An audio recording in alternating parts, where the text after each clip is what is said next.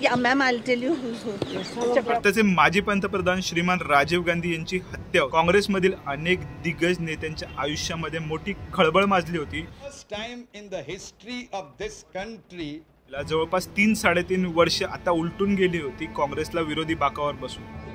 1991 मध्ये सुद्धा त्यांनी भारताचा पंतप्रधान होण्यासाठी प्रयत्न केला होता. 3 नेत्यांनी 17 मे 1999 रोजी एक पत्र त्यावेळेच्या काँग्रेस अध्यक्षांना लिहिलं होतं. बघा, ह्यानंतर राष्ट्रवादी काँग्रेसमध्ये एकदम सुरळीत सुरू होत्या सर्व गोष्टी.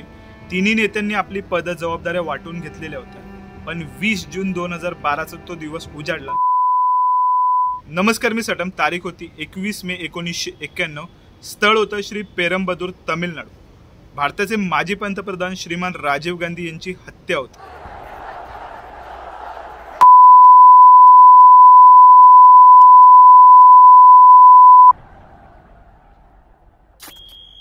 ह्या घटनेच्या पश्चात श्रीलंकेतील एक दहशतवादी संघटना जिचं नाव होतं लंकन तमिल टायगर एलम, जिला आपण LTTE म्हणून सुद्धा ओळखतो, यांचंच फक्त भविष्य चेंज होणार नव्हतं, तर भारतातील अनेक काँग्रेसचे दिग्गज नेत्यांचं सुद्धा भविष्य चेंज होणार होतं, एव्हाना बर्बाद होणार होतं.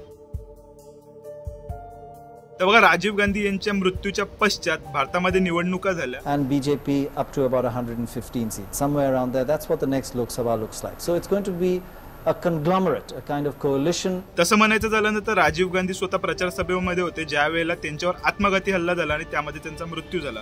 पण 1991च्या या निवडणुकांमध्ये काँग्रेसला झुकतं माप मिळालं आणि भारताच्या इतिहासात पहिल्यांदा आणि यदाकदाचित आतापर्यंत सुद्धा पहिल्यांदाच दक्षिणेतील एक व्यक्ती भारताचा पंतप्रधान झाला. त्यांचं नाव होतं पमुलपात्री वेंकट नरसिंह राव. बघा, PV नरसिंह राव म्हणून आपण त्यांना ओळखतो. PV नरसिंह राव. ईश्वर की शपथ लेता हूँगी. ईश्वर की शपथ लेता हूँ की. त्यांचं सारथी म्हणजेच अर्थमंत्री श्रीमान डॉक्टर मनमोहन सिंग यांनी एक जादूची कांडी फिरवली जिचं नाव होतं LPG, लिबरलायझेशन, प्रायव्हेटायझेशन आणि globalisation. India's development is of tremendous significance for the future of the entire developing world. आणि त्याच्या मदतीने भारताला आर्थिक स्थैर्य प्राप्त करून दिलं. I commend the budget for this August. पण बघा, 1996 मध्ये भारताच्या राजकीय स्थैर्याला एक प्रकारे नजर लागल्यासारखी झाली. Party will have to do some self introspection, find out where we went wrong. आणि त्यानंतर अनेक समीकरणांची सरकार बनली, मोडली, पण कधीच एक स्थिर सरकार निर्माण झालं नाही 1999 पर्यंत. the first time in the history of this country, a non-Congress homogeneous party has emerged as the single largest party, and Congress has been pushed back to about 150 seats, and so definitely it's a historic day for BJP. बघा, ह्या काळामध्ये आहे ना अनेक वेगवेगळ्या प्रकारची सरकार आपण बघितली. म्हणजे 13 दिवसांच्या सरकारपासून और मैं चाहता हूं ये परंपरा बनी रहे, ये प्रकृति बनी रहे. सत्ता का खेल तो चलेगा, सरकारें आएंगी जाएंगी, पार्टियां बनेगी बिगड़ेंगी, मगर ये देश रहना चाहिए, इस देश का लोकतंत्र अमर रहना चाहिए. पण 1999 मध्ये एक बलाढ्य नेता श्रीमान अटल बिहारी वाजपेयी यांनी सरकारची धुरा सांभाळली आणि 2004 पर्यंत स्थैर्य लाभलं भारतातील राजकीय परिस्थितीला. मैं अटल बिहारी वाजपेयी ईश्वर की शपथ लेता हूं. पण बघा, ह्याच वेळेला जवळपास 3-3.5 वर्ष आता उलटून गेली होती काँग्रेसला विरोधी बाकावर बसून. तसं बघा, भारताच्या स्वातंत्र्यापासून 1996 पर्यंत काँग्रेस सरकारमध्ये होतं आणि आता जवळपास 3.5 वर्ष काँग्रेसला विरोधी बाकावर बसायला लागणार होतं. त्यामुळे बऱ्यापैकी काँग्रेस चंचल आणि थोडंसं अस्थिर झालं होतं. अनेक नेत्यांचं स्थलांतर सुरू होतं. अशा वेळेला नेतृत्वामध्ये सुद्धा पोकळी जाणवून आली होती. त्याचमुळे अनेक नेत्यांनी श्रीमती सोनिया गांधी यांना रिक्वेस्ट केली काँग्रेसमध्ये येण्याकरिता.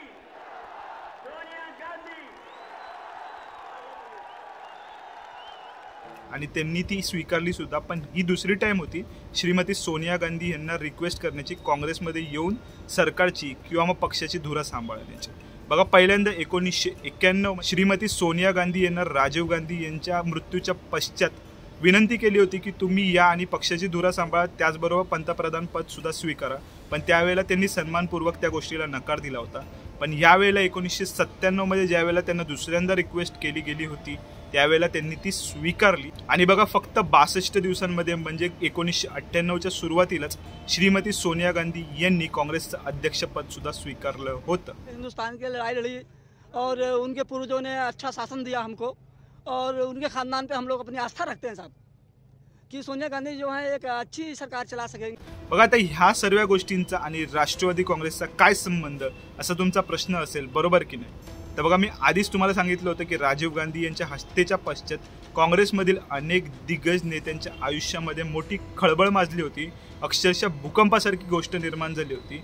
त्यापैकीच एक नेते होते म्हणजे श्रीमान शरदचंद्र पवार साहेब. बघा 1991 मध्ये सुद्धा त्यांनी भारताचा पंतप्रधान होण्यासाठी प्रयत्न केला होता, पण त्यावेळेला त्यांना दक्षिणेतून हवी तशी साथ मिळाली नाही, कारण एक दक्षिणेतीलच व्यक्ती भारताचा पंतप्रधान होणार होता म्हणून. आणखी कोण उत्तरेतलं होऊ शकतं अशी सगळी चर्चा चालली असताना पवार साहेबांनी मात्र आपला दावा ठोकला. त्याचमुळे त्यावेळेला श्रीमान शरदचंद्र पवार साहेब यांचं स्वप्न अधुरच राहिलं होतं. पण 1998 मध्ये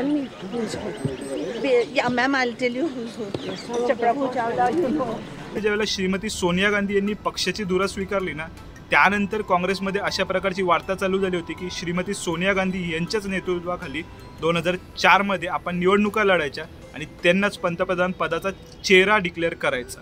बघा ह्या गोष्टीमुळे अनेक नेत्यांना कळून चुकलं होतं की आता आपलं पंतप्रधान पदाचं स्वप्न परत लांबणीवर जाईल किंवा यदाकदाचित कधीच पूर्ण होणार नाही. तर बघा ह्या अशा अनेक दुःखी काँग्रेसच्या दिग्गज नेत्यांपैकी 3 नेत्यांनी 17 मे 1999 रोजी एक पत्र त्यावेळच्या काँग्रेस अध्यक्षांना लिहिलं होतं आणि त्यातून एक खडसावून प्रश्न विचारला होता की श्रीमती सोनिया गांधी ज्या की आपल्या भारतामध्ये सुद्धा जन्मलेल्या नाहीयेत, इटालीवरून आपल्या भारतामध्ये आल्या, त्यांना आपल्या समाजाबद्दल काय माहिती आणि आपल्या समाजामध्ये काम करण्याचा त्यांचा अनुभव काय, जे की पुढे जाऊन त्या 980 दशक लोकांवर राज्य करण्याची पात्रता ठेवतील. तर बघा ह्या पत्रानंतर 20 मे 1999 रोजी ह्या 3 नेत्यांना काँग्रेसमधनं बडतर्फ करण्यात आलं होतं.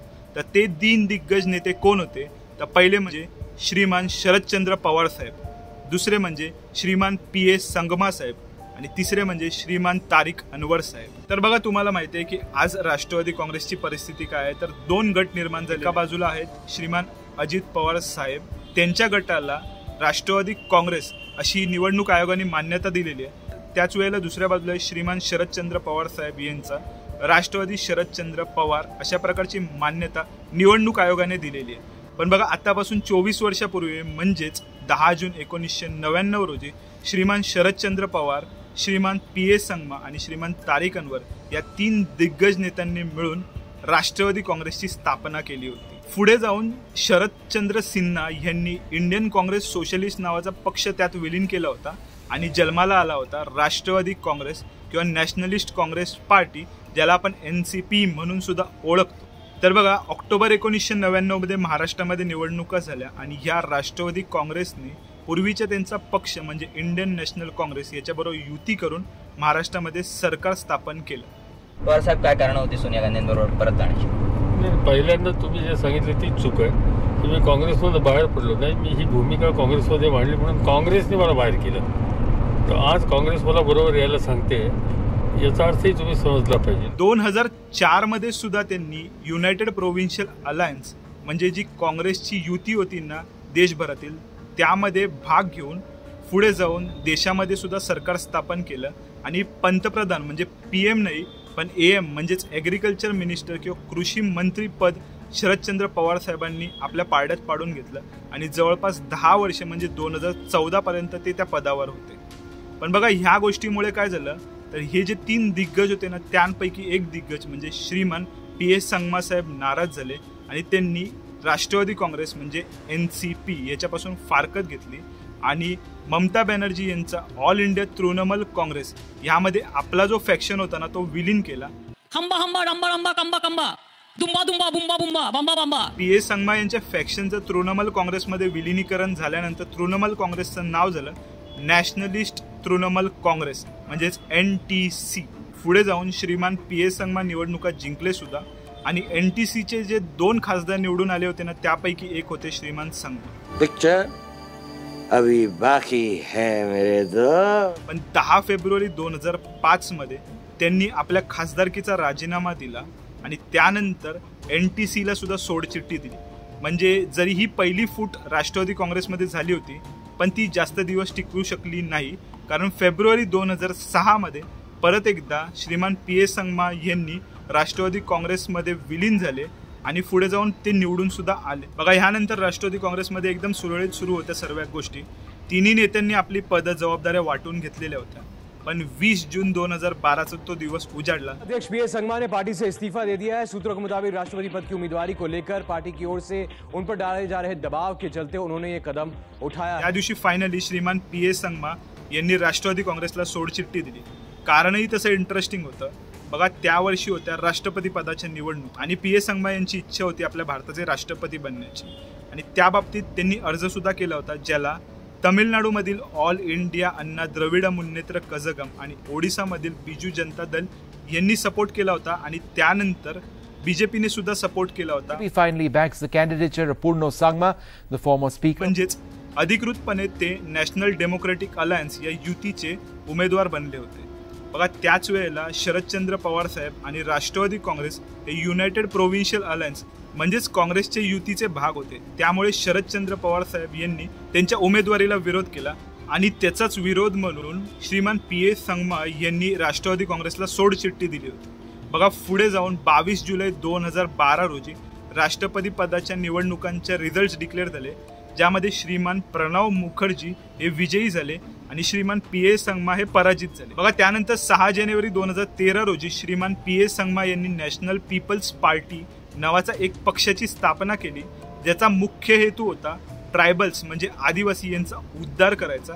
आणि लगेचच त्यांनी नॅशनल डेमोक्रेटिक अलायन्स म्हणजे बीजेपी म्हणजेच भारतीय जनता पार्टीची जी युती होती ना, त्याच्यामध्ये सामील होण्याचा निर्णय घेतला. आणि त्याच वेळेला 7 जून 2019 रोजी हीच नॅशनल पीपल्स पार्टी भारतातील सर्वात तरुण राष्ट्रीय पक्ष किंवा नॅशनल पार्टी बनली. त्याच वेळेला ईशान्य भारतातील म्हणजे नॉर्थ ईस्ट इंडियामधली सुद्धा सर्वात पहिली पार्टी राष्ट्रीय पार्टी बनली. पण बघा, नॅशनल पीपल्स पार्टीने कुठला जुगाड लावला राष्ट्रीय पक्ष म्हणजेच नॅशनल पार्टी बनण्यासाठी, त्याबद्दलचा इंटरेस्टिंग फॅक्ट.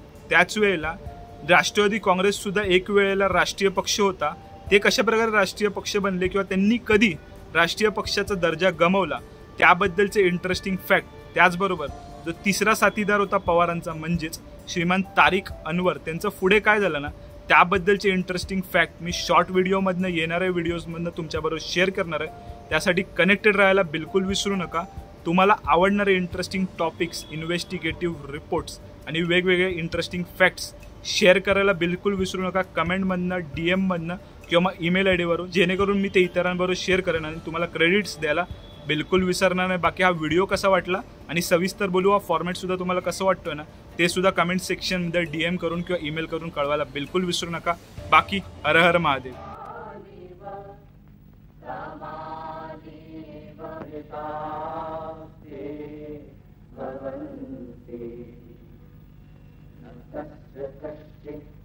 पतिराज